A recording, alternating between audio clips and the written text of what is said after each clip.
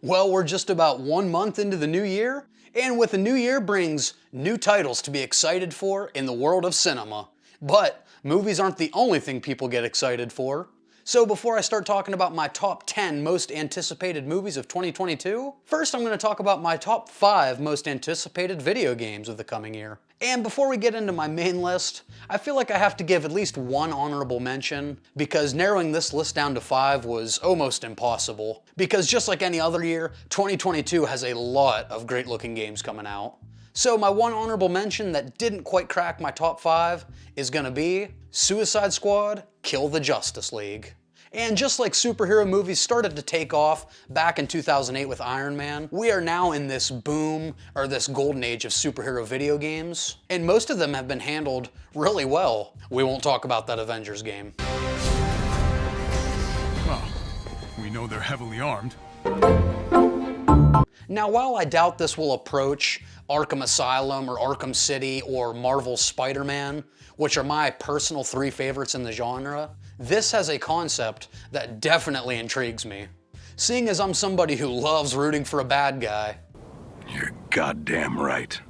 I really like the idea of playing of this mix of anti-heroes and just straight up villains, as opposed to being the hero time and time again. And considering Rocksteady Studios is making this game, otherwise known as the people that made the Arkham series, that just adds to my excitement all the more. And if playing as a giant half shark, half man doesn't get you excited, I don't know what will. Bird. If this game lives up to its potential, it could easily be one of the best games of the entire year. Ha! Really thought Flasher had us that.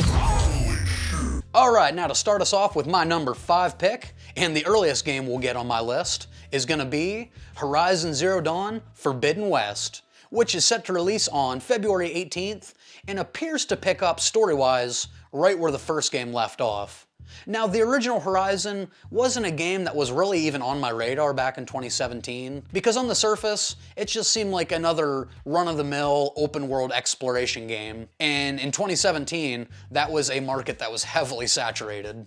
But when I finally did give it a chance, it turned out to be so much more than that. This game pulled me in almost immediately. Right out of the gate, you have Aloy and her father figure Rost being shunned from the rest of society, which was such a great way to start the game off, just giving you that level of intrigue as to why these people are being cast out. And then just throughout the campaign, learning the truth behind Aloy's past was a really rewarding experience, and also featured a great twist near the end. Aloy is just a total badass. She definitely gives me like these Lara Croft vibes, and she's actually one of my favorite protagonists in recent years.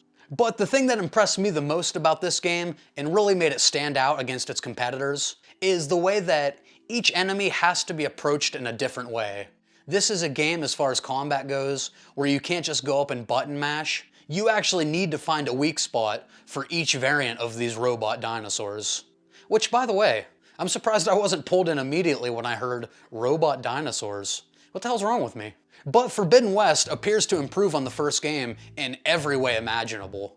Obviously, it looks a lot better. They're adding some new mechanics, most notably being able to go underwater and swim. It has an expanded roster of enemy types, and a ton of new locations that I can't wait to explore. This game will be releasing 8 days before my birthday, and I think I just found the perfect gift for myself. Isn't it great? It's my birthday gift to me. I'm so happy. Alright, at my number 4 spot is a game that I'm not even sure is going to release this year, but at the time of the recording, that's the plan. So at number 4 is going to be Breath of the Wild Part 2. And this is of course the follow-up to the hugely successful Breath of the Wild that came out on Switch back in 2017 and single-handedly put that console on the map. Well, maybe with a little help from Super Mario Odyssey.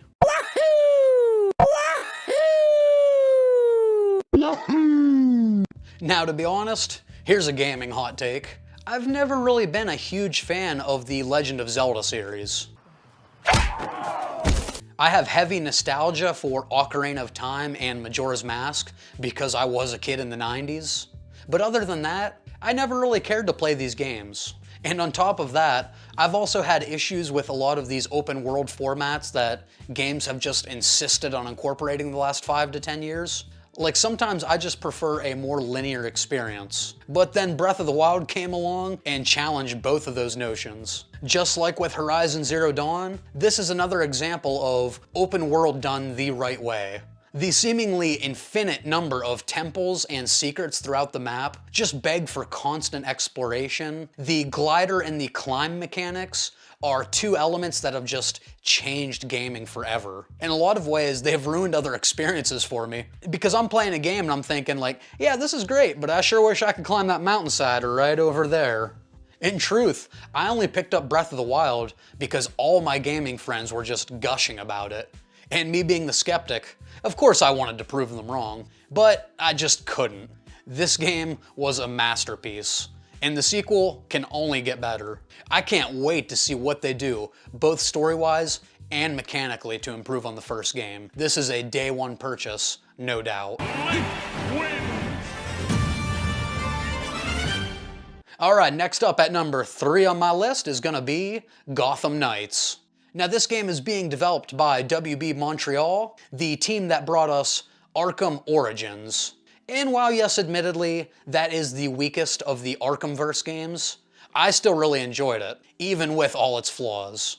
So far there are 4 confirmed playable characters, which is amazing. They are Robin, Red Hood, Nightwing, and Batgirl. And one thing that really has my attention here, it appears this game is going to put a really strong emphasis on role-playing elements. And as much as I loved the original Arkham games, I'm all for that as long as they're executed properly. And even though the developers are swearing up and down that this game is not tied into the Arkhamverse, there's a couple things already that make me a bit skeptical. First of all, if you go back and watch the trailers for this, the art style is identical to the Arkham games. Even down to some of the characters, like Mr. Freeze and the Penguin, they look exactly the same way they did in Arkham City. And then also, the only reason that Gotham would need these 4 heroes is if Batman wasn't around to protect them. And why might Batman not be around to protect people? Well, spoilers. If you're watching this, I'm dead. But hands down, the reason that this game is so high on my list, and the reason I'm so excited for it, is this is gonna be a co-op experience. Games nowadays just seem to be single-player stories or multiplayer online games. Couch co-op is something that has been largely forgotten about, so if this manages to be a well-made game and a great couch co-op experience, this could easily be on my Game of the Year list. Alright, now we're getting into the best of the best. At number 2 on my list is gonna be God of War Ragnarok. Now, the God of War series is one that never really did much for me.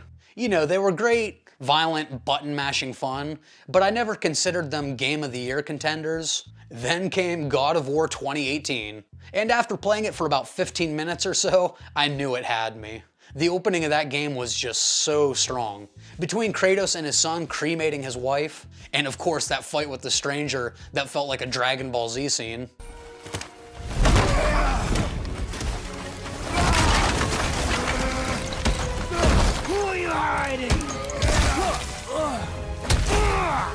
The opening of this game had more heart than the rest of the God of War series put together.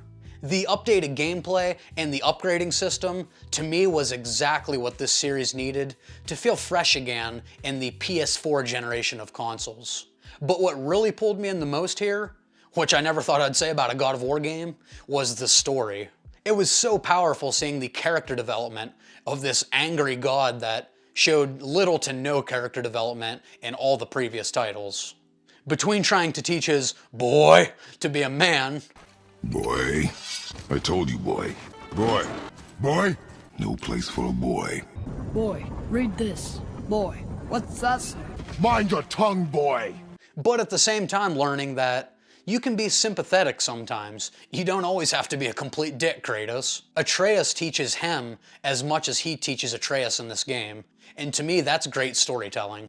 And then, of course, what has me so excited for the sequel is the end of that first game left us on not one, but 2 great cliffhangers that I'm not gonna spoil here because if you haven't played that game, you really should. God of War 2018 is one of my favorite games over the past 2 generations of consoles, and I'm hoping Ragnarok is even better. Watch your tone, boy. And finally, coming in at my number 1 spot is going to be a game that could easily flop, but I'm choosing to believe it will be great. So my most anticipated game of 2022 is Hogwarts Legacy from Avalanche Studios. And for any fellow Harry Potter fans out there, the idea of creating your own character, walking through Diagon Alley to buy a wand, honing your magic skills, and maybe playing some Quidditch sounds like the perfect experience. That's the dream! He's right, that is the dream. I mean, the only good thing we've gotten from Harry Potter games up to this point was that Nightmare Hagrid from the PS1 game. He's behind me, isn't he? Leveling up as a wizard and turning the wizarding world into an open world RPG just sounds like a home run of an idea. This is the type of game that fans of this series have been begging for, and the time has finally come. So as long as the developers aren't completely lying about what this experience is gonna be, which developers never do, right? Will you be able to play with your friends? Yeah. Is there a competitive element to this game? Yeah, if you want that, yes. I don't know how this could be anything short of amazing for Harry Potter fans. But that's gonna do it for my top 5 most anticipated video games of 2022. Let me know what your list looks like down in the comments below. Let me know a game that you think might be overhyped and not live up to the expectations. Or let me know a game that nobody's talking about that you're really hyped for. And while I have you, me and a couple friends have recently launched a pop culture podcast called Culture Shocked. So if you're a podcast type person or you need something to listen to on your commute to work, the link for that will be down in my description below. And as always, if you enjoyed this video, please consider giving it a thumbs up and subscribing right over here so you don't miss any future content. And if you want to see some other stuff on my channel, game reviews, movie reviews, rankings, any of that kind of stuff, you can find those right over here. And as always, we'll see you in the next one.